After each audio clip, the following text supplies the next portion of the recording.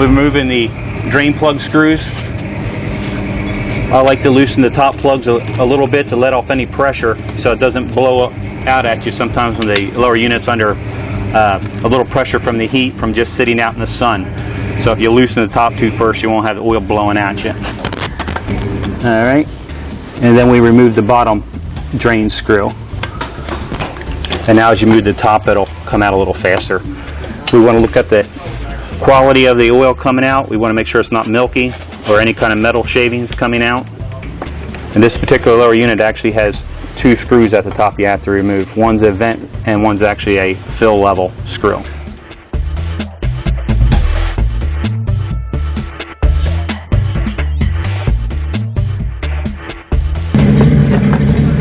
I got to reinstall two of the washers. If this was a two-plug system, I just put in the bottom plug and test from the top. Always test from the top hole with your gauge so you actually don't ruin your gauge by getting oil in it. In this particular gear case, 15 pounds is what we want to pressure test it at for 5 minutes. So we pump it up to 15 and let it hold for, see if it holds for 5 minutes. This particular one has a slow leak in it, so we'll have to inform the customer that he actually has a slow leak in his system, and we can actually test the lower unit to see if it's the prop shaft seals or the upper seals.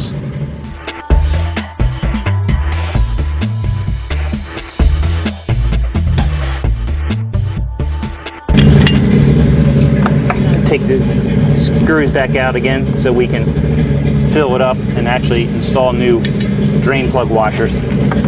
I'll get a scribe in here to take out the old drain plug washers, and as you can see, this one's kind of chewed up, but there was stuff left in it, and if you leave that in there, you have a chance of the lower unit actually having a leak.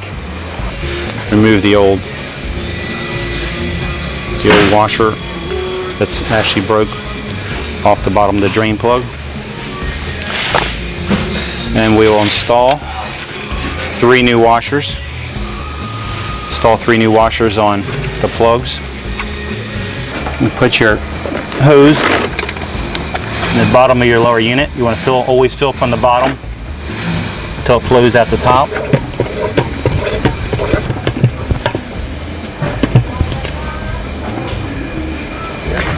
After it flows out the top, you want to wait a couple more minutes and give it maybe a pump or two.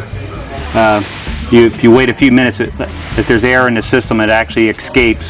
So when the air escapes, your oil level will drop, and it won't be exactly at the proper level. So I like to wait a couple minutes so there's air bubbles to release out of the oil, and then give it a couple more pumps, and it fills it the rest of the way up. And I'm going to give it one more. I'm going to give it one more pump right now, and see what it flows out. It's flowing out with no air bubbles in it. So, and the oil level is in the front on this particular gear case, and it's actually at the proper level. Put your 2 top plugs in first, the ones without the magnet on it. One's last snug to make sure they're tight. Ensure that the screw with the magnet actually goes in the bottom plug. That's actually to pick up any metal shavings that will drop in the oil in the gear case itself. And put it in a timely manner so you lose as little as oil as possible.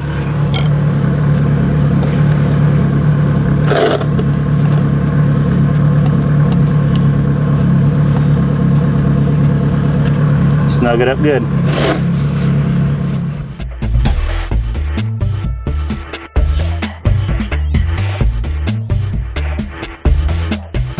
We're going to remove the prop nut and the prop shaft so we can inspect the shaft, make sure there's no fishing string on it, and we also grease it before we're through.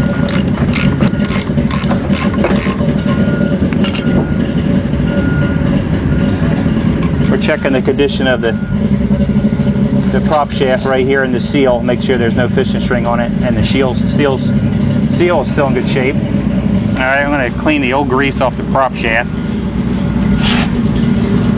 After removing the old grease, we're going to apply some new grease.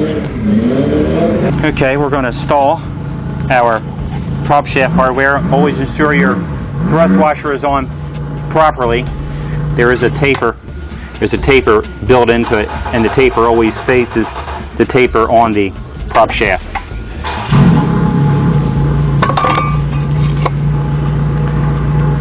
Always use new hardware when you're installing your prop. Did you put new screws on the tighten the prop nut back up. Some prop nuts you have to check on. Sometimes it requires a torque of 100 foot-pounds. You can place a block of wood in between the prop and the lower unit just to snug it up a little more. So sometimes the props are sharp and you don't want to cut yourself.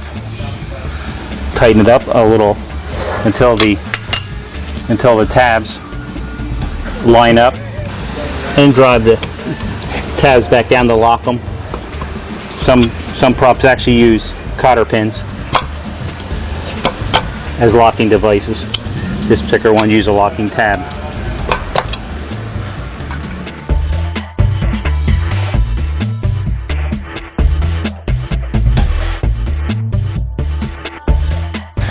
We're going to inspect the anode on the motor. This one's actually in good shape. If we would need to replace it, this would be the replacement anode. We also want to check the anode on the motor. It looks in good shape. We will do a continuity check to see if it has continuity next. I'm just making sure we have good continuity so we know the anode's actually going to work. If it has no continuity, the anode will not work properly. If we don't have continuity, we can either replace them or take it off and actually clean the contact points where it seats up against the housing, so it actually has a good clean spot to rest on.